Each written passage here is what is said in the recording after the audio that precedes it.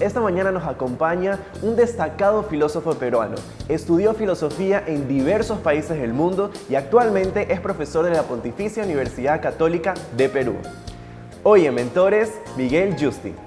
Miguel Yusti ha sido presidente de la Sociedad Interamericana de la Filosofía y director de la revista Arate por varios años.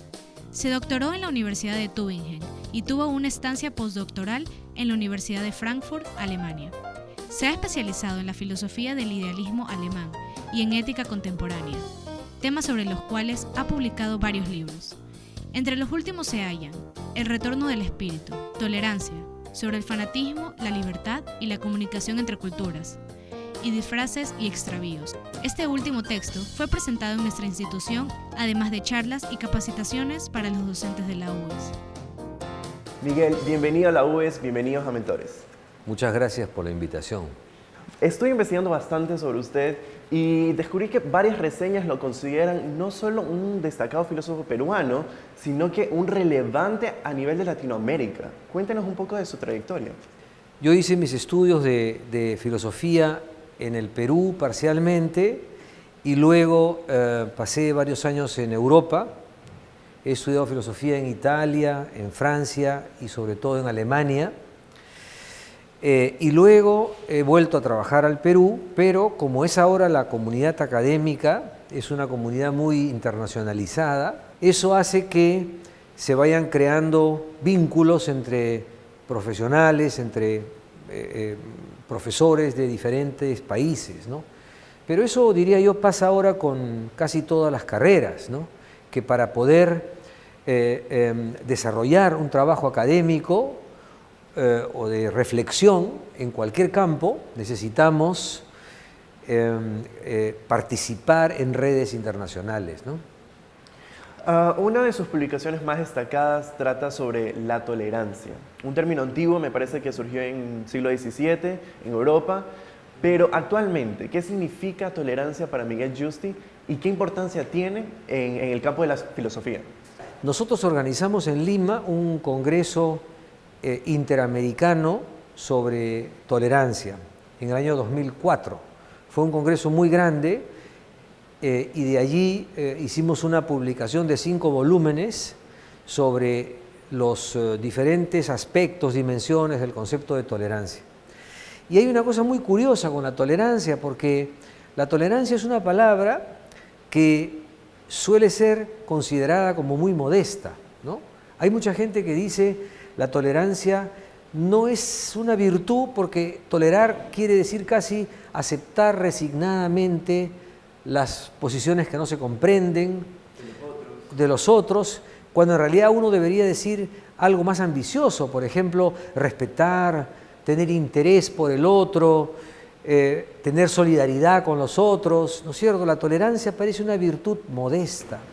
Y usted en su libro Disfraces y Paradojas menciona... Y extravíos. Y extravíos. Menciona sobre la cultura de la libertad. ¿Cómo podemos tener una cultura que es libre? La libertad es, yo diría, el concepto más importante de la ética contemporánea, ¿no? La libertad. Pero es un concepto muy complejo o ambiguo, ¿no? Porque en nombre de la libertad, eso ya se ha dicho muchas veces, se han cometido muchos crímenes, ¿no? La libertad ha sido una bandera por la que han luchado muchos seres humanos y que sin embargo ha producido sociedades que han sido sociedades totalitarias o ha producido movimientos revolucionarios sangrientos que se han levantado en nombre de la libertad.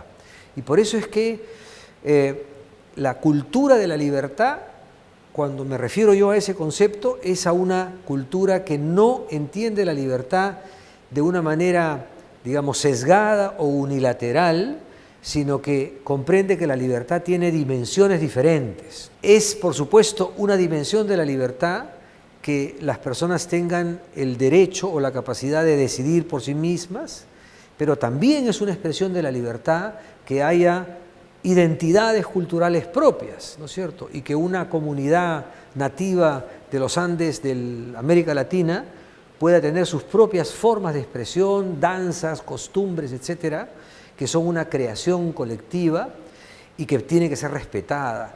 Entonces, hay que combinar, ¿no es cierto?, la libertad individual con la libertad de los grupos culturales, ¿no? En sus libros habla sobre Fausto de Goethe y sobre el cansancio del saber académico y la búsqueda de la felicidad. En el campo de la filosofía, ¿cómo podemos vincular eso con las desaventuras de la juventud? Hay jóvenes en sociedades globalizadas que buscan una identidad fundamentalista y hay muchos jóvenes que, no sé, se entregan a causas revolucionarias o terroristas porque creen que de esa manera van a encontrar un sentido a sus vidas, ¿no?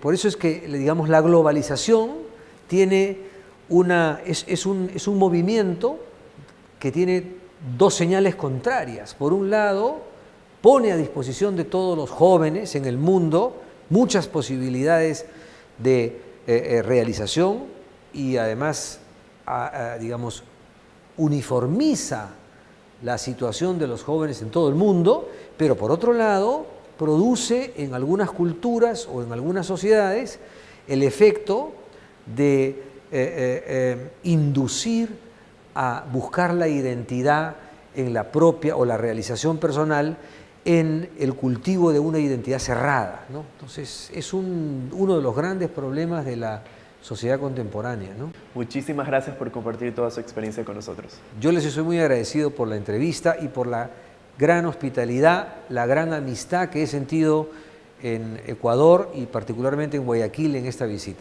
Muchísimas gracias. Y muchísimas gracias también a ustedes por habernos acompañado. Hoy hablé con Miguel Yusti, un destacado filósofo peruano. Nos vemos en la próxima edición de Mentores.